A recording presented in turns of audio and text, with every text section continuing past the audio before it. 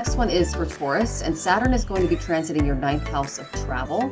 That's also the guru and the father, okay? This is not a great time to travel. And if you do, you can expect some issues and delays. Now, there's a lot of stuff going on with the airlines right now.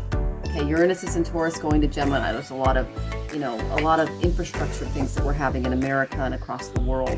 The main issue we're having here is that COVID bailed out all of the airlines, and now they are booking flights, not sending people on them, and not honoring their travel travel insurance. And so if someone's flight is canceled, the airlines are just taking their money. And you guys can look this up on YouTube. It's all over the news, at least here in America. So don't let the travel agencies hoodwink you. The main thing that I would say for you is, if you do plan on traveling or getting on a plane of any kind, get your travel insurance through your credit card company. Good. That way you can get your money back, because they're really taking advantage of people right now, the airline industry. Issues with dad. Okay, now this is going to be going on all year. You know, if you're worried about his health, just check in a little more often. If there is maybe some issues regarding mental health or just his emotions, just practice more patience. If you do need to set some appropriate boundaries, do so, but do so in a loving way. Know that dad's going through it with this energy. If you're having trouble understanding spiritual teachers and gurus, know that energy is here too. Just practice discernment and try to be patient with yourself as you're learning new things. Another really good thing is, up until April 21st, Jupiter is going to be going through the 11th house for Taurians. Okay, this is profits, money, so that's good. This is an excellent position for wealth. New sources of income or promotion, a new job may be on the horizon. You may have the support of your older siblings at this time. Okay. And then when Jupiter moves into Aries, Taurians, this is going to enter your 12th house of loss and expenses. So make sure you save some money from that 11th house energy. Okay. Yeah. And watch your spending during that time. You may experience a loss of a loved one as well, because 12th house is hospitals, death. Okay. If you want to take a trip to a spiritual temple or retreat, energy is fully supported for you after the 21st. The only main thing I would warn you of is, we talked a little bit about that Guru Chandala Yoga, which takes place between April and October. Be very careful about choosing a guru and practice discernment, because what the North Node does to Jupiter is it messes with the purity. So you might be getting wrong advice. Okay. So that's the main energy I see for Taurus, given the big planets and what's going on with them. And let's see if I can pull a card here for you guys.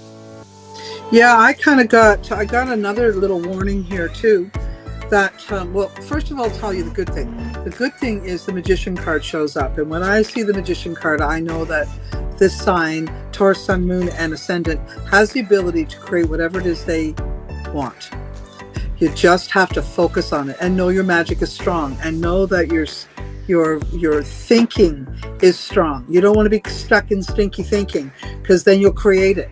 So you really want to create through imagining, through writing things down, especially writing things down. If you have a vision of something you want, Taurus, you need to actually write it down. If you want to be famous for being an artist, if you want to have a productive business, you want to write it down as if it's happening. I know it sounds kind of crazy, but with the Magician card like that there, I would say by doing it, you're kind of putting it into the universe, and that magical energy will come back at you.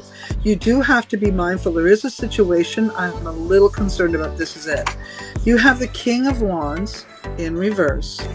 You have the Knight of Swords in reverse. And this tells me you need to be very careful with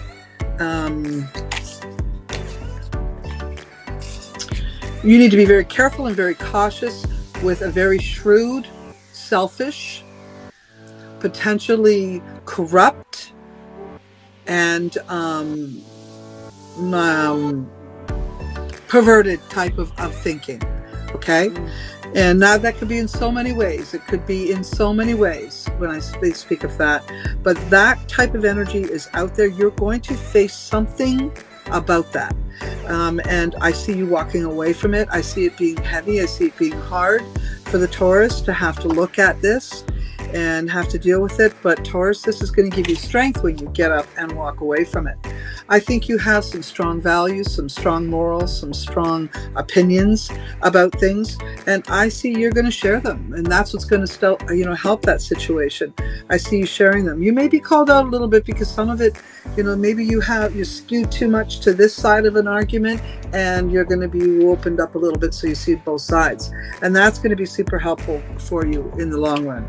Okay, and I do see old friends and old hobbies and old activities and old extracurricular things that you like to get involved with being super helpful and healing. Taurus, I think you've gone through a lot of difficulties over the last little bit. A lot of people don't know this because you guys are so stubborn, and no one really pays attention when someone's stubborn. They just go, they're crabby. But the thing about Taurus that a lot of people don't get is they love hard.